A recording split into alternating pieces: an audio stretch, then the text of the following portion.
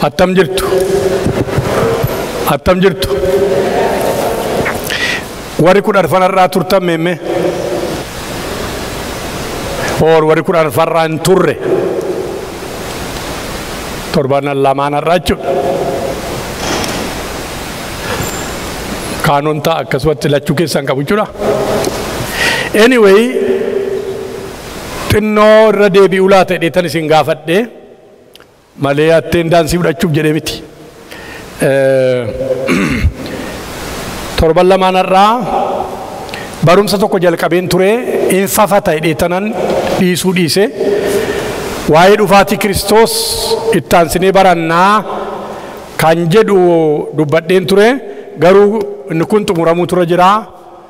Har'a xumuramuu isaas nan shakkaa sanas ta'e kanas garuu torban har'aa waa'ee dhufaatii Kiristoos ilaaluu jalqabna jechuudha. Isaas 21:10 dubbifnee jalqabne torbe.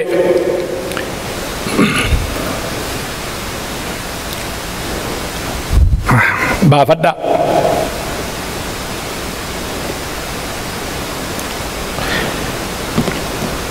Isaayyaas boqonnaa 21:10 nan dubbisa.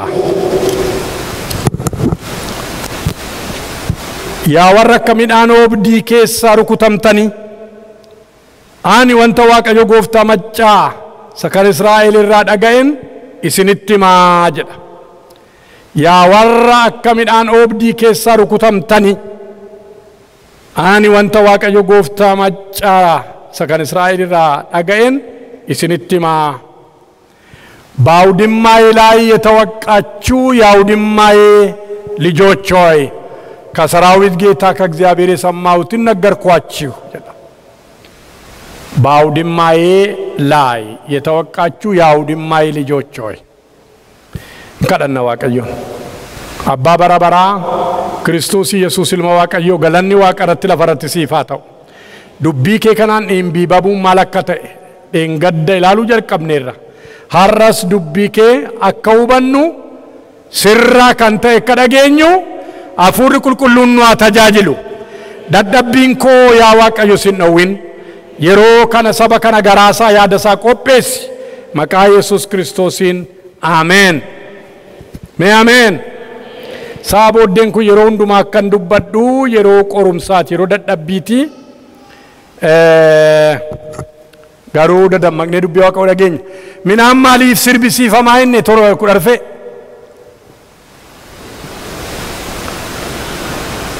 Galabaa yookiin baqiirraa adda baasuudhaaf.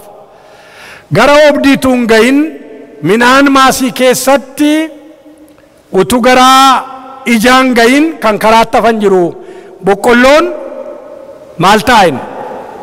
Hin kolofaa innee warra akka bisingaa warra akka daabboo moo maal ta'u innee waaroo baasu enne.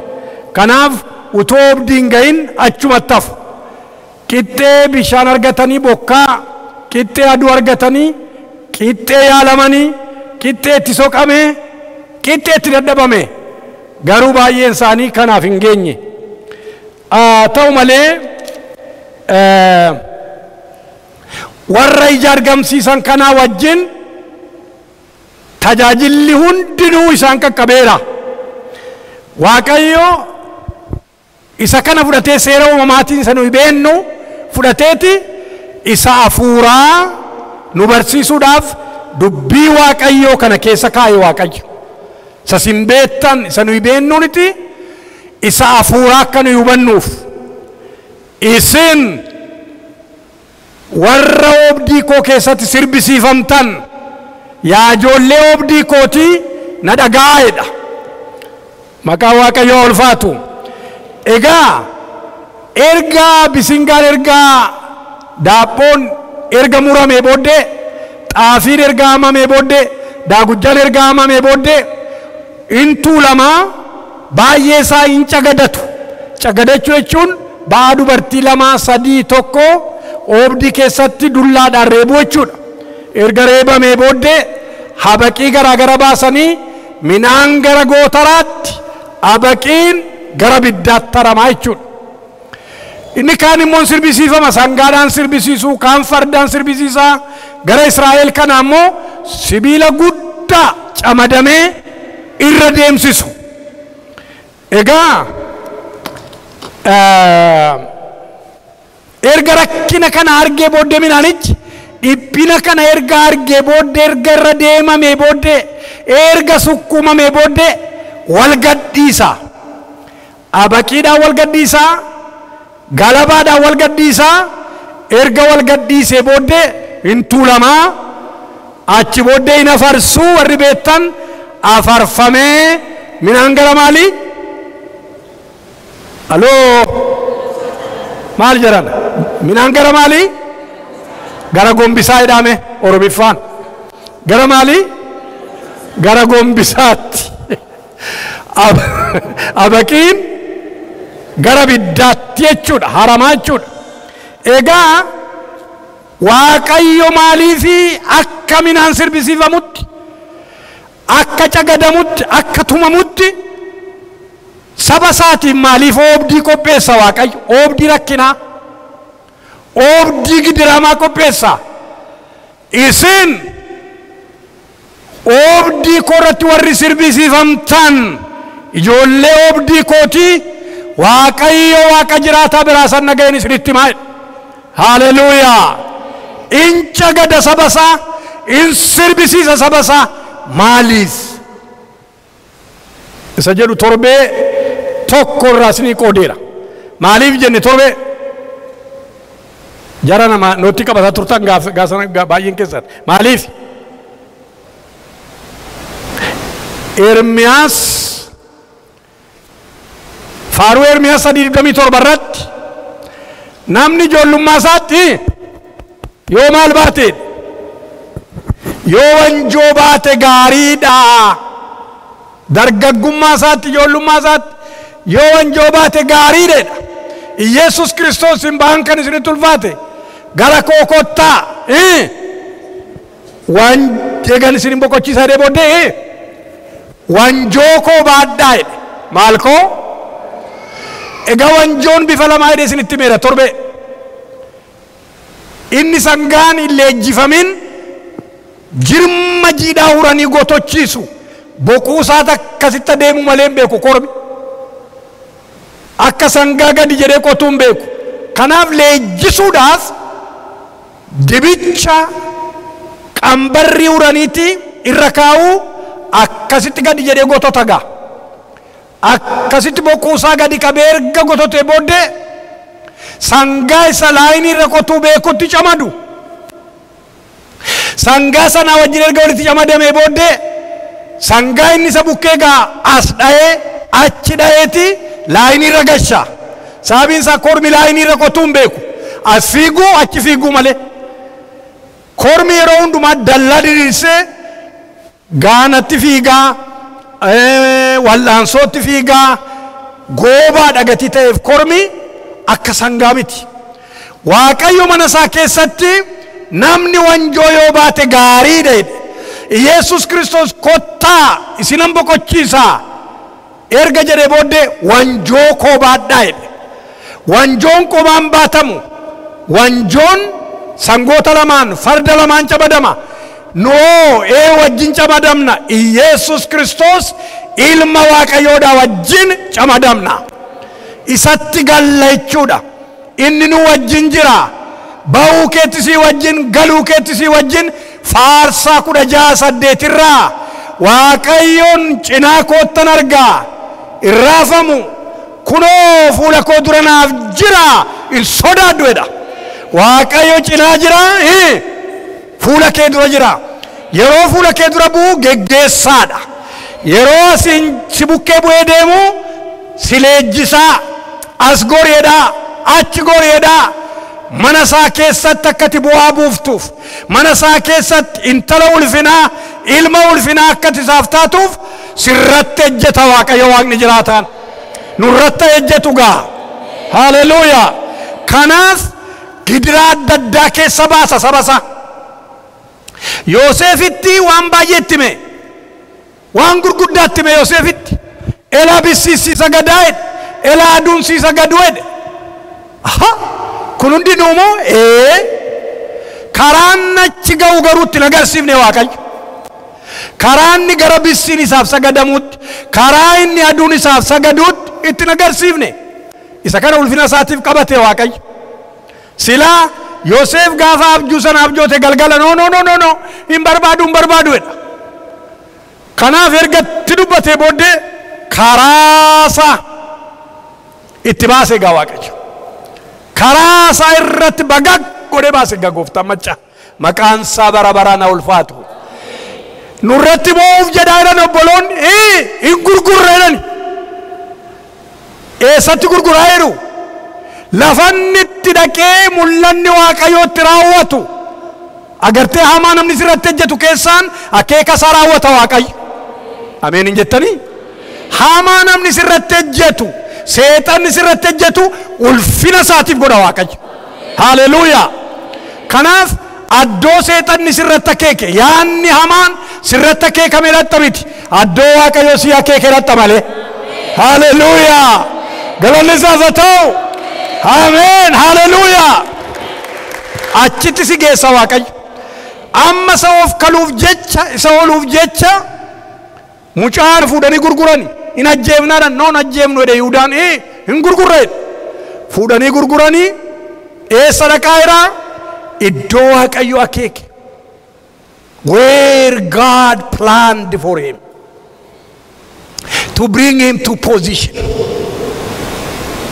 to bring him to exaltation. Addoo olaanaatti isa baasuudhaaf addoo dubbate hin ga'uudhaaf Waaqayyo karaa jalloonni qopheessan kana isumatti baay'ee wayya Waaqayyo. Isumatti maayii ba'a. Ameen ameen. Isatti maayii ba'ee tol baasee miilli isaan dhiigeedha wayi cancala baachuurraa kan ka'edha. Faarsaa 5:1921. Cancala baachuurraan kan ka'e dhiigeedha. Maa nama dhiigsaa? Maal akkasutti dubbatee raawwatu si leenjisa dura. Si buusa ulfina isaatiif. Nu haa buusu. Mee nu haa buusu jedhaa. Nagaamu. Sodaatina sina buusu Waaqayyo. Nu haa buusu bu'eera sangaan jedhu leenjifameera taanee maal gaafatu bu'eera bu'eera jechuudha masmararra qotuu bareeraa jechuudha. Waaqayyo gidiraadhaan nu caccabsuu barbaada miti. There is a poison in human life. Gaafa seexanni idde hewaanini jireenyi namaa carnality ti geddarame. Carnal ciigoo jibba ashmurii ejja Waaqayyo irratti ka'uu Waaqayyo irratti dubbatu kun hundinuu jireenya namaa keessatti amala namaa ta'e. Karaatti Waaqayyo kana jireenya namaa keessaa baasu karaa fannoo duwwaadha. Amen. The blood deals with our sin, but the cross deals with self. Sinigale igni Kristos cubbuu keenya qulleessa. Amen. Cubburraa qulloofte tagaru atamayu jallada. So there is a cross. There is a cross. Jallina kana karanni tibasu. Ciigoo kana karanni tibasu. Ejja kana karanni tibasu. Jibba kana karanni tibasu. Fannoo sirra kaa. Kan na duukaa bu'uu barbaadu fannoo koo baatu jedhe. Na duukaa bu'u jedhe. Fannoo si baachisa. Fannoo maaliif? For more quality. Hallelujah. Isa tamma taatee jirtu tuutain for more quality. Quality taanuuf si baasuudhaaf. Kana yoon jedhen gaa waa'ee Musee xinnootti bu'een darbe yeroo darbe har'a isa lammaffaatti linna. Ni lammaffaan kutaarra dubbifame ittani isin geessa. Dubbifna gaa Ermiyaas boqonnaa 48 11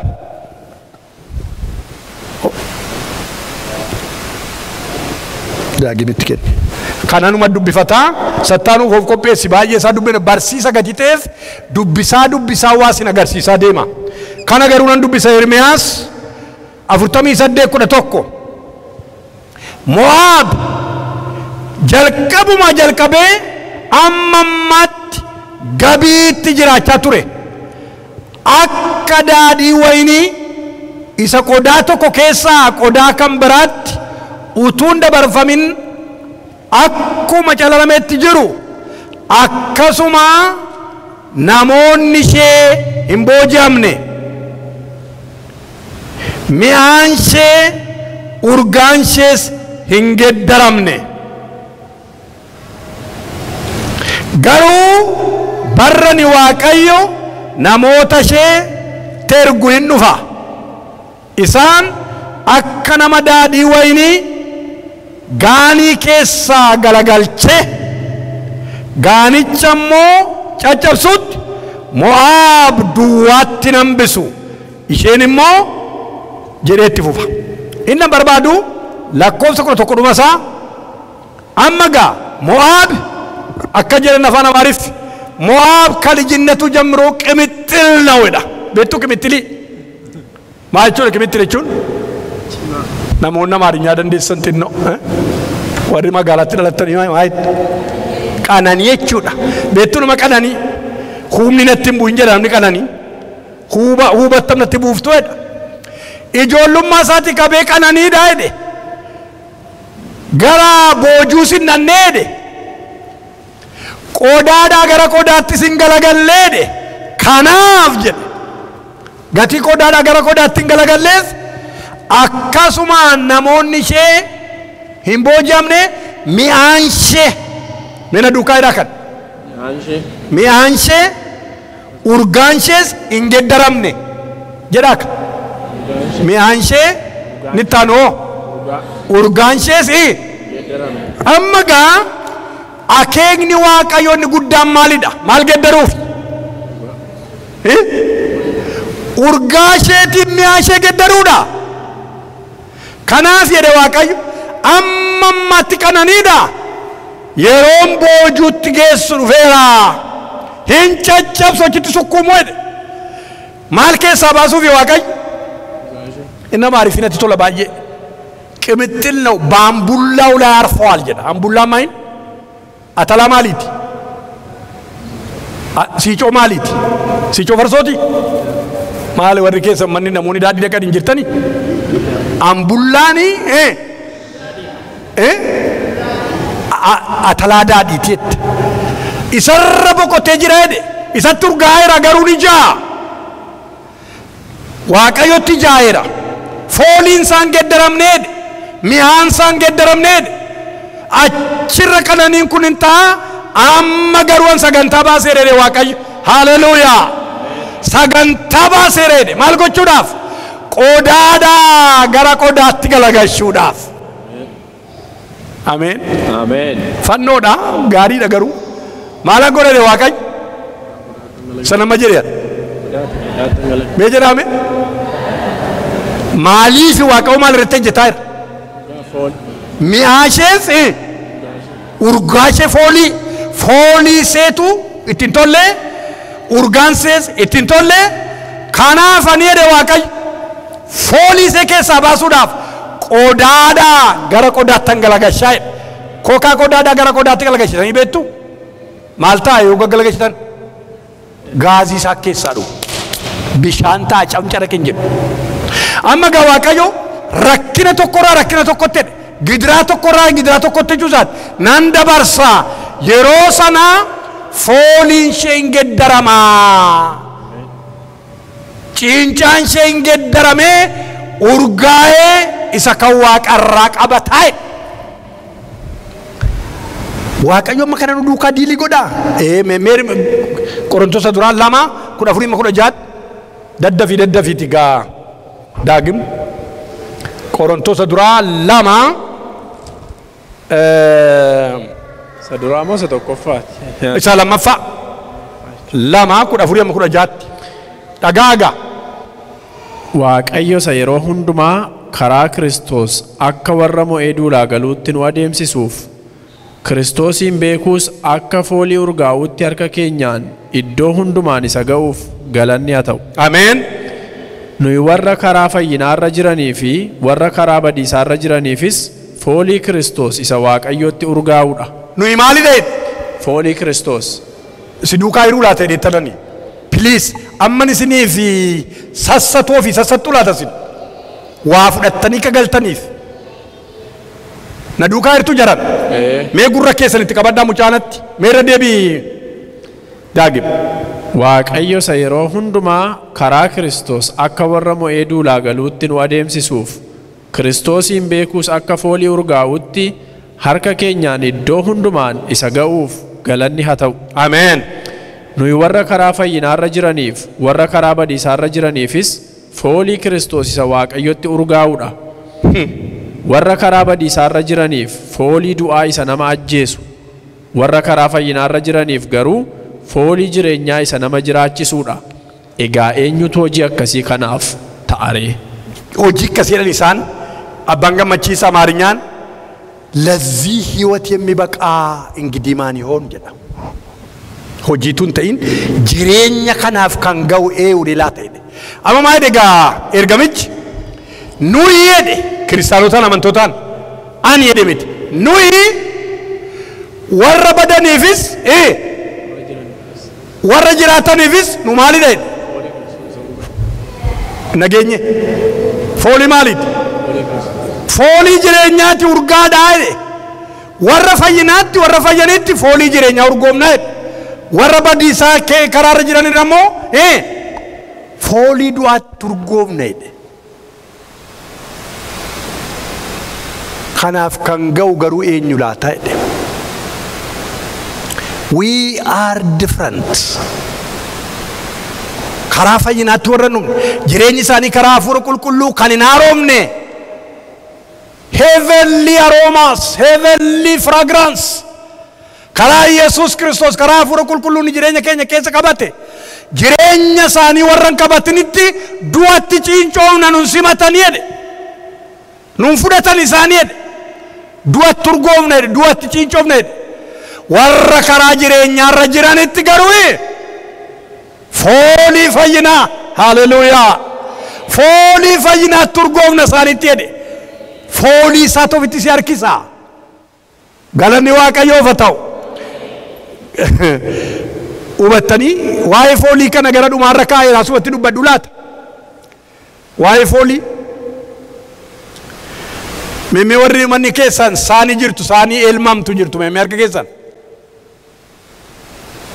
Saa elmamtu dur jechuu kooti. Ameerikaa keessaa isaa fuutani maal? Anoosa biyyaanaa saa Waaqoo sila eebbisu beektu jechuu dhagaa. Maal godhu warri keenya? Kusaayee alaa cabsatanii qoraasuma katamaa maqanii magaalaa bitatanii yookiin soqatanii mukasaa warri beekan yeroo fidanii dhufan kusaayee fidanii qoraasuma fidanii maal godhu gaa? Erga kusaayeedhaan niqanii booddee abuubbii sana abuubbii itti raafamu aannan itti namu dhadhaan itti namu erga kusaayeedhaan dhiqanii booddee abidda keessa qoraasuma kaaniiti qoraasuma keessa kaa'ugaa hin ulugaa. Galanni Waaqayyoof haa ta'u. Achi booddee fooliinsaa fagoodhaa si waamagaa si hawwatagaa. Nu qoraasuu barbaada Waaqayyo nu haa qoraasu. Nu siileessuu barbaada nu haa siileessu. Namni qodaa gabaadhaa fuudhee dhufee ammatti toshu hin jiru. Eelee amma bitanii fidaniitti hin toshani. Dissi amma bitanii dhufanii wati itti lejjetanii hin siileessu. Abiddatti giimiitti kaachisaniitti as galagashanii achi galagashanii achi galagashanii siileessu gaa.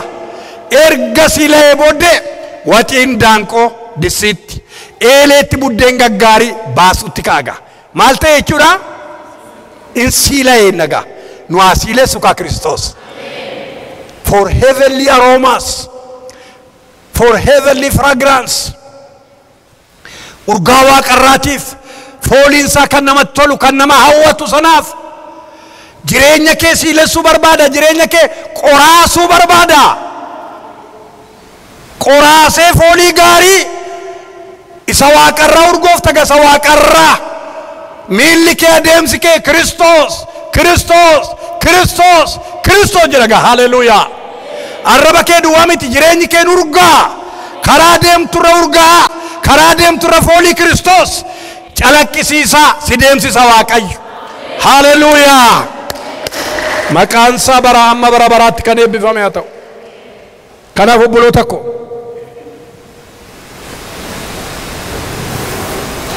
yeroo inni fannoo karaa fannoo si baasu sitti hin tolu. Inni kun karaa adda addaa ta'uu danda'a. Kaaniif dhukkubata, kaaniif faayinaanshaal rakkina isaa ta'a, rakkina faayinaansii, rakkina adda addaa. Biyya keenya keessa warri jiran karaa adda addaa rakkina kana shaakalu.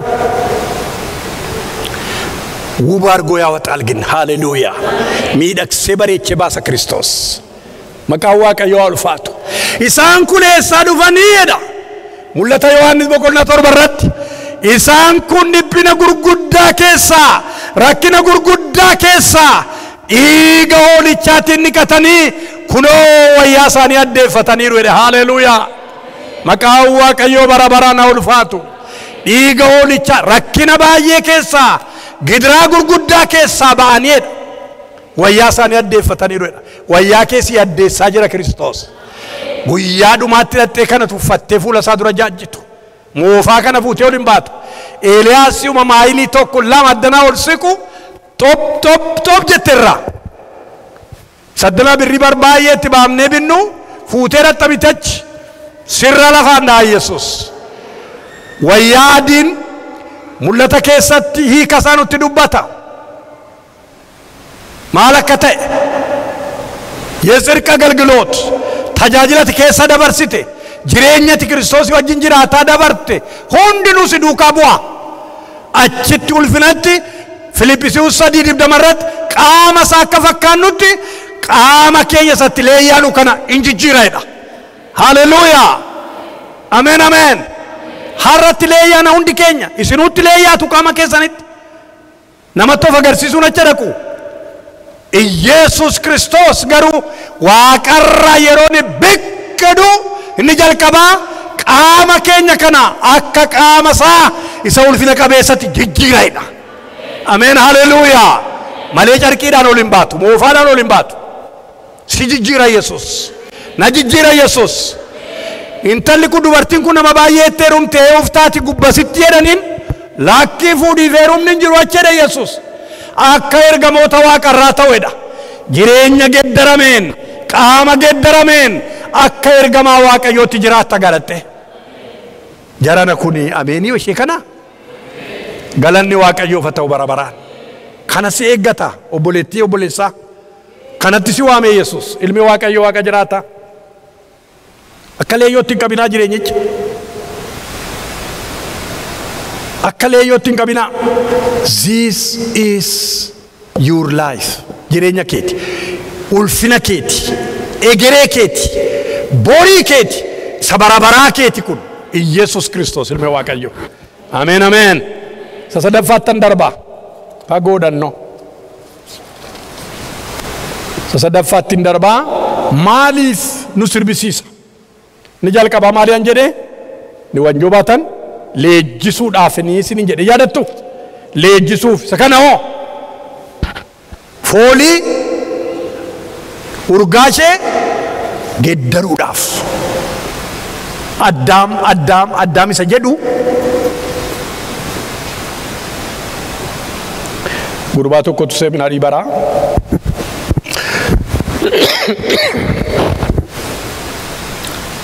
inni isaa wajjin barumootti dhufee achi dhaabatu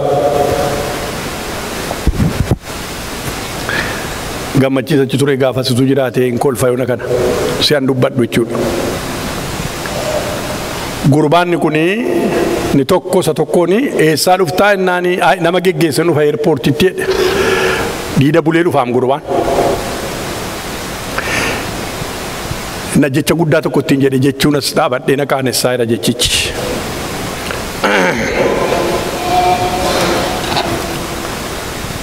Jechicha gaafa afaan isaa keessaa baasu inni sun mul'ata Waaqayyoo nama qabudha. Inni kun garuu sobaayira. Inni sun garuu isa keessa isaatti hafuurri qulqulluutti dubbatutti himnaan lafa laalee sokkee gurbaan.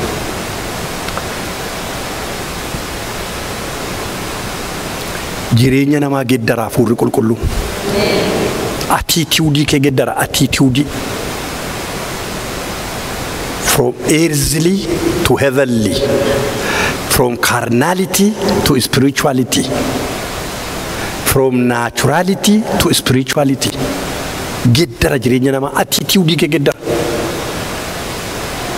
Yaaqoob faa Yohaannis faa maa itti haati isaanii maal jedhanii gaafa deebitee waaqarraa dhuftu jedhanii Yohaannisis abbaa tokko keenya mirga abbaa tokko keenya bitaanuu kaa'ee jedhan. Ministeerota nu godhee jedhan. Xoofooraan dhugunnudhu jedhe Kiristoos. Eenyu nadhan waan isaa hin gallee waan xoofoo maal akka ta'e xoofoo rakkinaa gidiraa du'aa hin galleef. Hin dhudhu ennaan eennaan egaa bitaan mirga kan kaa'u Waaqayyo abbaadha jedheenidha. Amma gaafa hafuurri qulqulluun godhuu dhufu attitude isaanii geddare fuudhee amma waa'ee mirga taa'u bitaa taa'u miti kan isin ajjeeftan Waaqayyo humna ammeenya du'aa balleesse isa kaaseera jedhanii warra aboorra jiranitti dhugaa ba'a. Magaalaa Yerusaalem keessatti Yaaqoob inni kana gaafate. He was the first person from apostles who slaughtered, who was killed. Jalqaba lafanni jilbeenfatee jiruttidha hojii ergamoota 12 ingorra dhaqeedha Herodis. Injiru amma waa'ee naboo attituudiin geddarameera. Jireenyi geddarameera. Hafuurri qulqulluu yeroo dhufu attituudii kee geddara. Jireenya kee geddara. Isa lafaarraa isa waaqarraatti. Sabadurraa san bannetti. Isa tortorurraa san tortorretti. Isatti geddara Waaqayyo. Nuufa geddaru. Ameen. Haleluuyaa. Isa sadaffaattan darba gaa. Isa sadaffaattan darba. Amma faa Zakkaariyaas 13 fi Faarsaa 66 nu dubbisaa. Inni sadaffaa amma inni maaliif rakkina kana keessa nu baasaa? Qulqulleessuudhaaf. Meenni qulqulleessuu fedhaa? Qulqulleessuuf. Qulqulleessuudhaaf. To purify. Purify nu gochuudhaaf Waaqayyo. Akkasina jedhe contaminated didanu. Purify nu gochuudhaaf nu qulqulleessuudhaafiti meen nageenya gaa. Zakkaariyaas 13:9 ittaansitee Faarsaa 66 10 lamaan wal duukaa. Listen to him. Harka sadii isa hafe sanas abidda keessa buusee akka meetiif akka warqeetti qoree nan ilaala. Yommuu isaan maqaa koo waammatan ani immoo isaaniif nan dhaga. Agartaytu nama dhaaminni ni jedhu yeroo isaan maqaa koo waammatanidha warra abidda keessa buuseetu beela deebii amma nu batuuga. Ilame dhaggeeffadha namaan jedha qodaa miti. Harka sadii isa hafe sanas abidda keessa buusee akka meetiif akka warqeetti qoree nan ilaala. Yommuu isaan maqaa koo waammatan. Yommuu isaan warri kam warra abidda keessa bu'e kun yommuu isaan maqaa koo waammatan ani immoo isaaniif nan dhaga'a. Isaan saba kooti nan jedha. Isaanis Waaqayyo gooftaa keenya hin jedhu jedha. Haleluuyaa. Warra abidda keessa bu'ee purify ta'etu isaaniin maayidha Waaqayyo? Saba kooti. Saba koodha. Isaanoo maayidha? Waaqayyo keenya. Waaqayyo keenya naan jedhu jedhe. Kanatti illee ya'uugaa Waaqayyo. Warra kam? Warra purified ta'an kanaan an saba koon jedhaa isaanoo? Waaqayyo keenya. Waaqayyo keenya naan jedhu jedhe. Agartanii? Agartee? Go ahead. Faarsaa 66 abidda keessa buusa satti garaan dhufa jedhe. Yaa Waaqayyo ati nu qorteetta. Maal nu gooteetta yaa Waaqayyo? Nu qorteetta. Dhagaan hin dhageenye. Irra deebi. Yaa Waaqayyo ati nu qorteetta. Akka meetiin qoramee ilaalamus nu ilaalteetta. Ati gara kiyyoo sanaatti nu geessitee wanta gannu qabus gudda keenyarra keesse. Ati namoonni mataa keenyarra akka adeeman goote. Ibiddaaf bishaan keessa darbinee utuma ta'uyyuu ati bal'inatti nu baafteetta. Ameen. Ameen. Dhageessaniitu inni keessan yaa Waaqayyo nu qorteetta atiidha. akka meetiin qoramee ilaalutti nu qorteetta abidda bishaan keessa dabarreet namoonni mataa keenya irra akka isaan ejjetan gooteedha isa ejjetu miti amma balleessaan balleessaa jiru yoo balleessaadha ta'e jechuukooti eewu daree isarra ejjechiisaa jiru namni garuu isa kamiin ilaala sarrajjetu laala sarrajjetu isa sirrajjetu sana almaa'uun narra ejjeta ta'e almaa'uun ilaala jikoo garuu narra ejjechiisaa jiru eewu achi gararraadhaati jedhe agartee nurra ejjechiifteedhe nu qorteedhe akka meetiin qoramutti nu qorte abidda bishaan keessa dabarreedhe haa ta'u malee destinii isa miti maali jedhe utuma ta'uyyuu ati bal'inatti nu baafte agartanii bal'inatti nu ba destinichi gaa bal'ina haleluuyaa kanaaf obboloota koo mana waaqayyoo keessaa warri abidda keessa darban jiru warri bishaan keessa darban jiru bishaanis qulqulleessuudhaaf abiddis qulqulleessuudhaaf warra akka warqee abiddaan qulqullaa'u warra abidda keessa darbuu hin dandeenye moo bishaaniin qulqullaa'u wayyaa fuutee abiddaan qulqulleessa wotteen qullaa'u wayyaan si galee hin gubata malee kanaaf isa moo bishaaniin qulqulleessita mana waaqayyoo keessatti diilalla sana keessa warra ni dabarsu jira ibidda boba'u sana keessa warra ni dabarsu jira haala kun situationii jireenyaati kun circumstanceedha kun inni naasa'u kun inni naasa'u kun Ameerikaa keessa jirraa jettanii jettootaa tan Ameerikaadhuma kana keessatti manati jirtu keessatti lafati jiraattu kana keessatti haala shift gochuu danda'a waaqayyo si ejjechuu barbaada taanaan si ijaaruu barbaada taanaan kanaaf harka waaqayyoo jalaa namni ba'u hin jiru ameen ameen nadhaamni ameen ameen Yoonaas asirra kaamnaan galaana keessa lixee galaana keessa ammoo sadumaa keessa dhaqee doonii jala achuma dhaqee waaqayyo achuma dhaqee hanqoo akkoe gilbit goote doonii minaan gadi guurani shagata gadi guurani shaanxaa gadi guurani sanuman maallu wayya ixaa buufanna sababa nama tokkooti wanti kun kottaa ixaa buufanna achirra bu'eedha maal goote ati eenyaan aanaa yuudhiidha waaqayyo garaa tokko dhaqennana garaa dideena sirra deemaa jira aanadha sababiin bishaan keessa na buusaa galaana keessa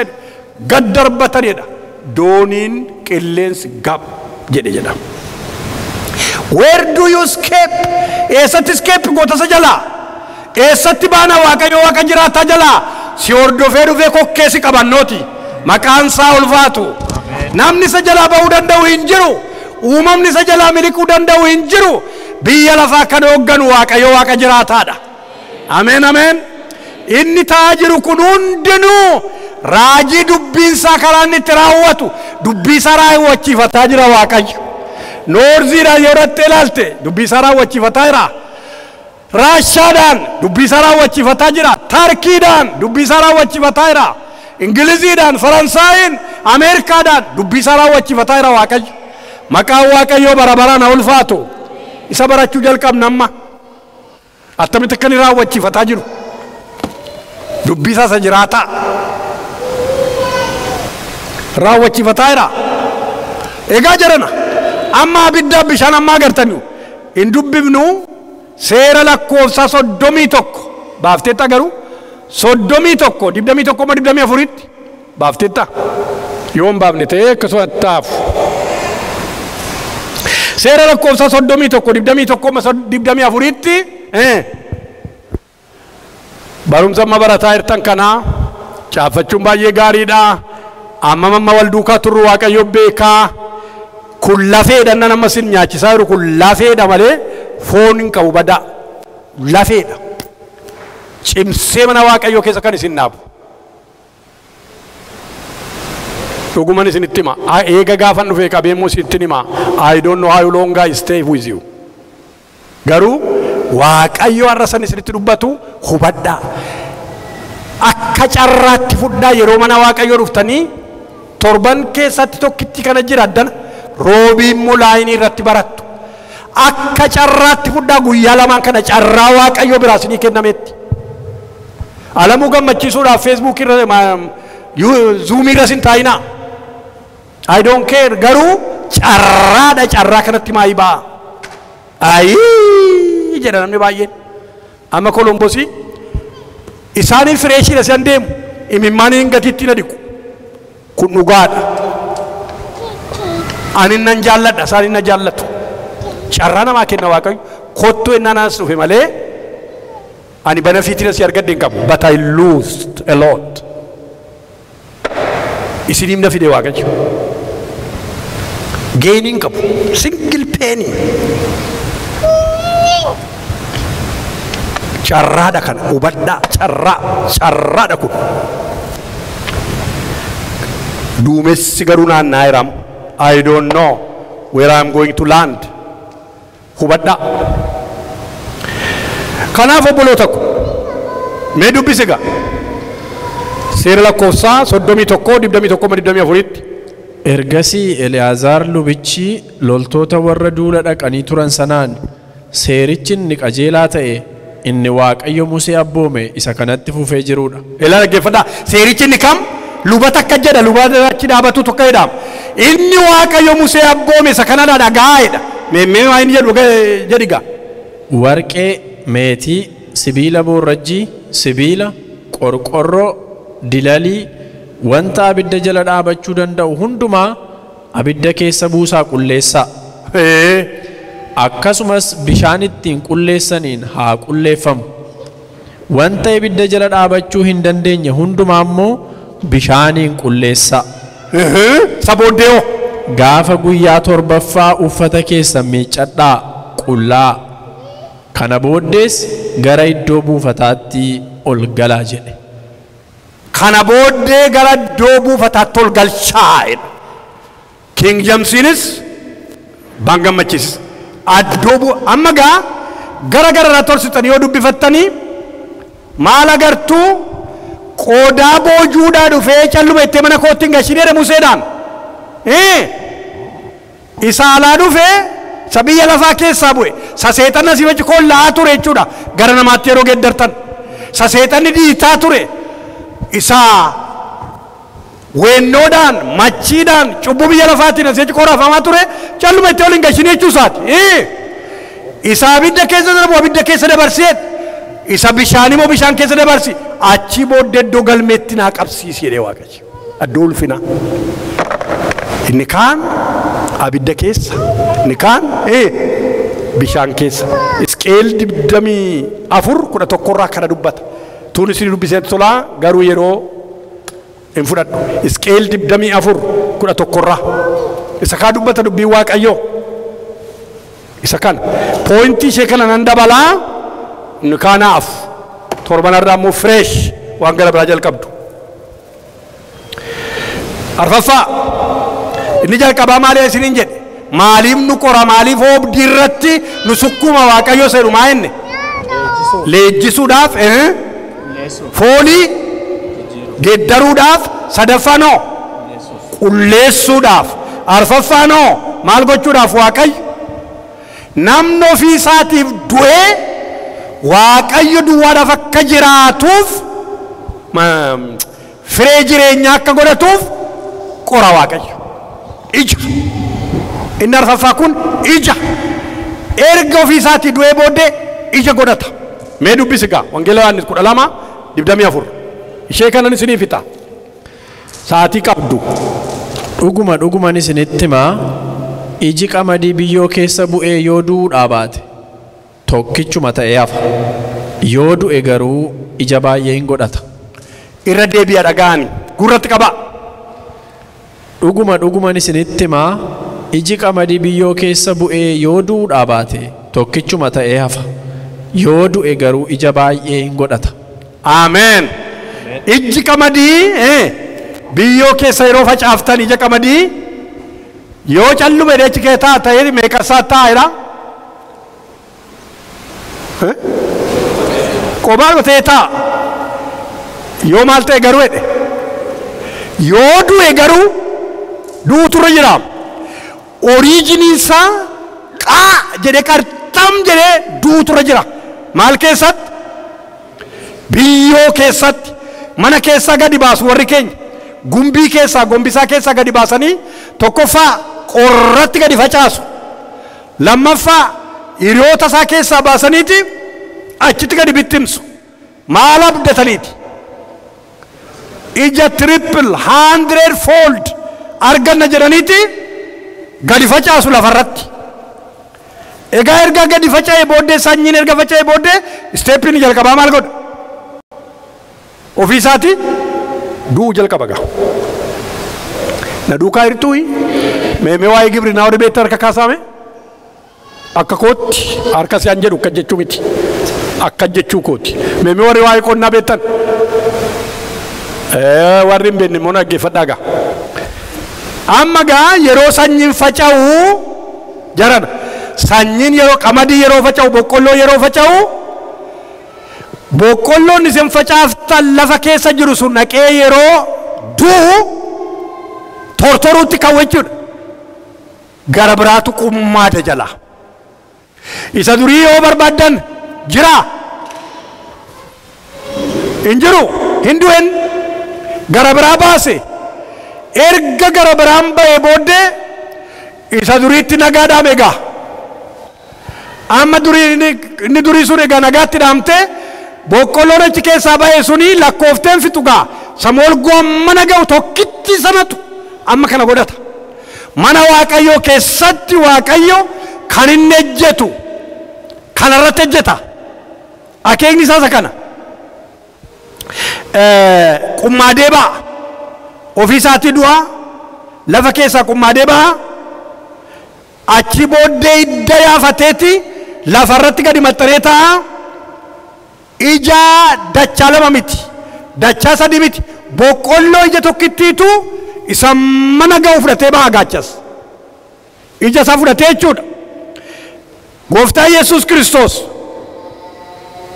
ijji qamadii yoo lafa dhooftee duudhaa baatte qobaafti jedhe waa'ee du'a isaatiiti. Dura isaa duuba isaa dubbisaa waa'ee du'a isaa.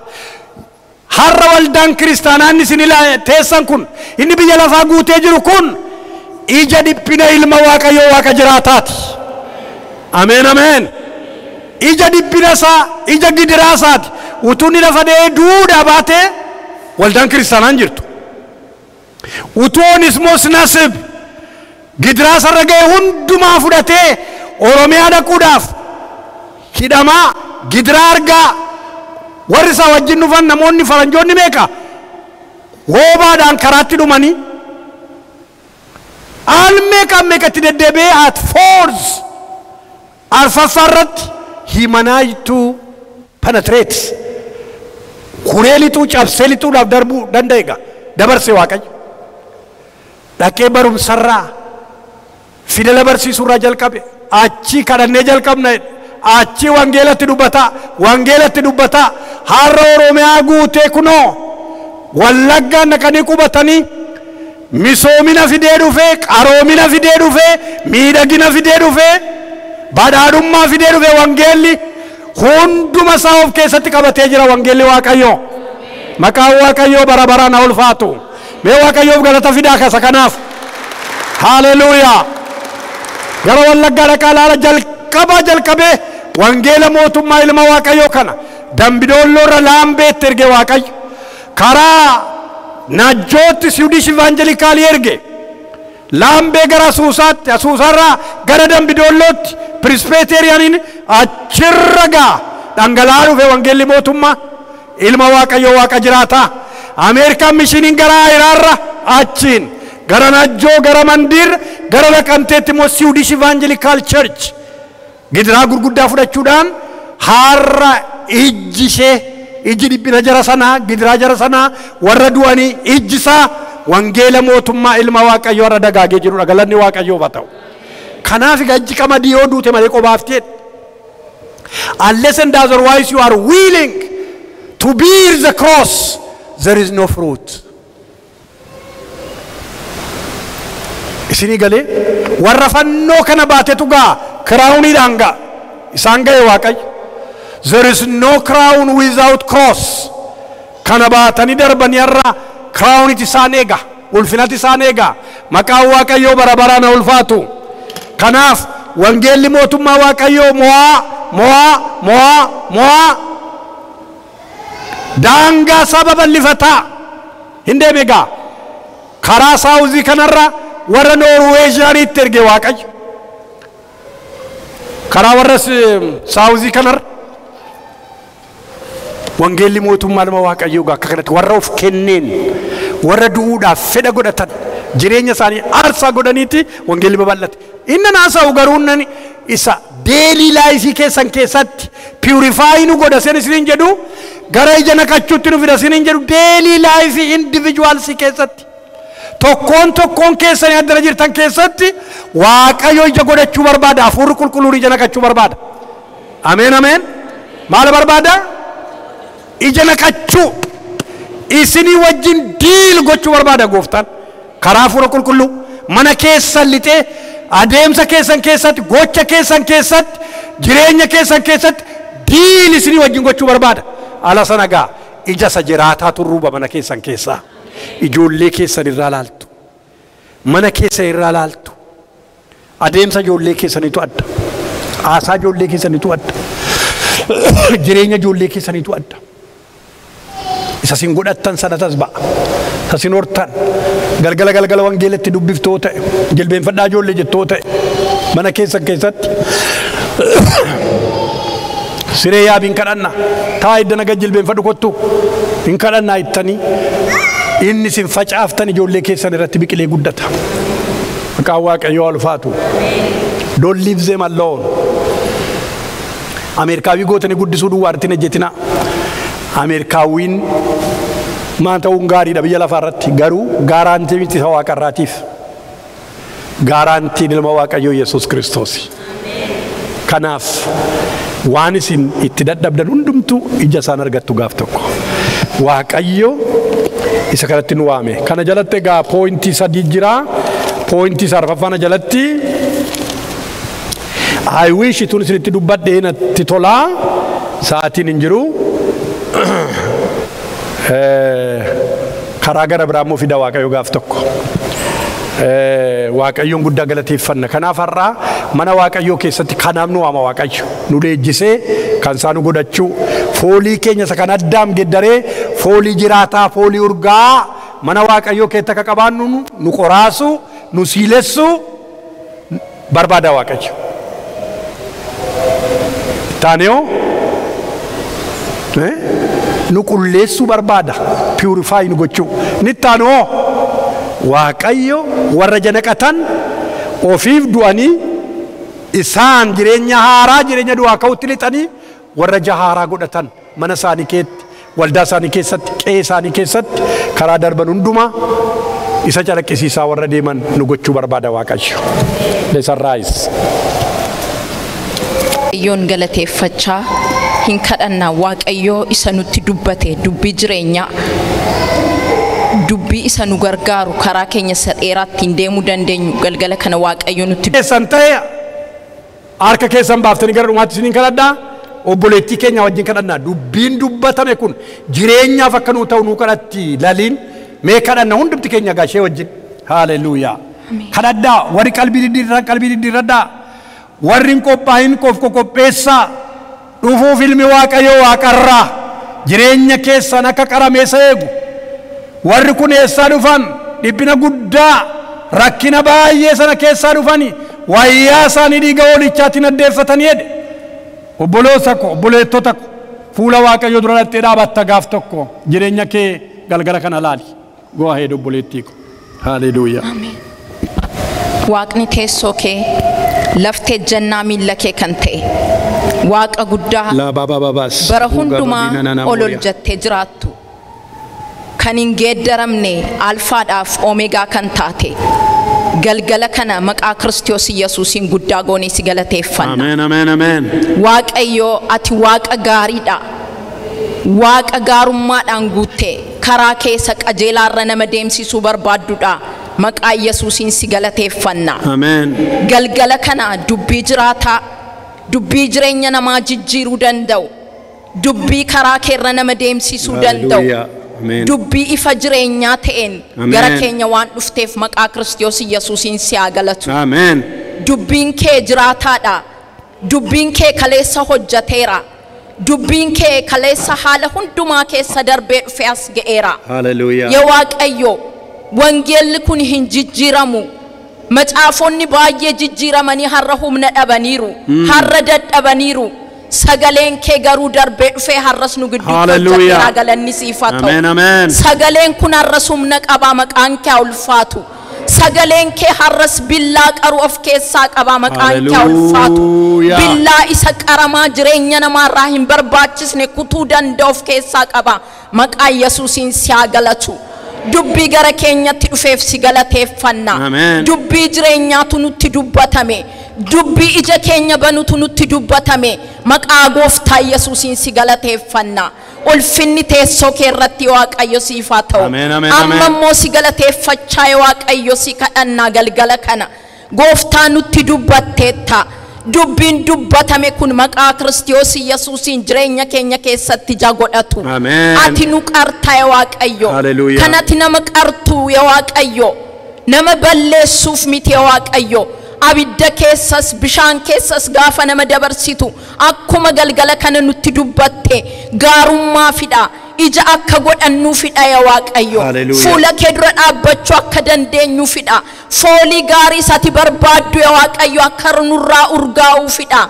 Galgala kana maqaa Gooftaa Yesuusiin ati nu gargaari. Maqaa Gooftaa Yesuusiin si kadhanna. Nuti dadhabootadha yaa Waaqayyo. Afurri kee inni nama gargaaru galgala kana maqaa Yesuusiin gara jireenya keenyaa Hallelujah. Afura qulqullu ana malee waa tokko gochuu hin dandeessanitte. Yaa Waaqayyo ati dubbatteetta ofii keenyaan ija godhachuu hin dandeenyu. Ofii keenyaan yaa Waaqayyo sagalee kanatti jabaannee dhaabbachuu hin dandeenyu. Humna nu gargaaru si biraa barbaanna. Afura sana nama gargaaru si biraa barbaanna. Afura qulqulluu gara jireenya keenyaa kottu. Gara koo kottu gara obboloota koo kottu yaa Waaqayyo. Dubbiin kun yaa Waaqayyo badiisaaf nutti hin ta'in. Dubbiin kun iddoon taane bu'ee nafiin. Asii gaafa baanu yaada keenya keessaa kan badu hin ta'in. Asii gaafa baanu laphee keenya keessaa kan badu hin ta'in. Yaa Waaqayyo irratti ijaaramnee dhaabbannee jireenyaaf nuuf haa ta'u. Jireenya isatti waamamne sanaan kan nu ga'u haa ta'u. Ija kan itti godhannu nuuf haa ta'u. Yaa Waaqayyo kan ittiin jireenyi keenya manni keenya jijjiiramee mul'atu nuuf haa ta'u. Maqaa Gooftaa Yesuusiin iji afura qulqullu akkuma dubbii sagalee kee irratti dubbatte iji afura qulqullu ijinnati barbaaddu sun yaa Waaqayyo jireenya keenyarraan mana keenyarraan kan ittiin mul'ate haa ta'u. Gooftaa jiraata warra foolii jireenyaa urgaa'ani warra foolii Kiristoosiin urgaa'ani taane warra mul'annu nu godhi. Ati dandeessa yaa Waaqayyo. Ati amanamaadha akkasumaan hin ergitu. Bokka waaqarraa roobe akkuma lafa jiisee deebi'u sagaleen kun hojiif dhufe galanni siif haa ta'u. Nu ijaaree nu dhaabuuf dhufe maqaan kee ulfaatu. Waan nu gargaartuuf galanni siif haa ta'u. Dubbiin kun jireenya keenya keessatti ija kan godhanne kan barbaadu sammuu keenya keessaa kanatu yaada keenya keessaa kanatu maqaa Gooftaa Yesuusiin kan qabame haa ta'u. Humna dhiiga Yesuusiin nurraa kan fagaate haa ta'u. Galanni siif haa ta'u.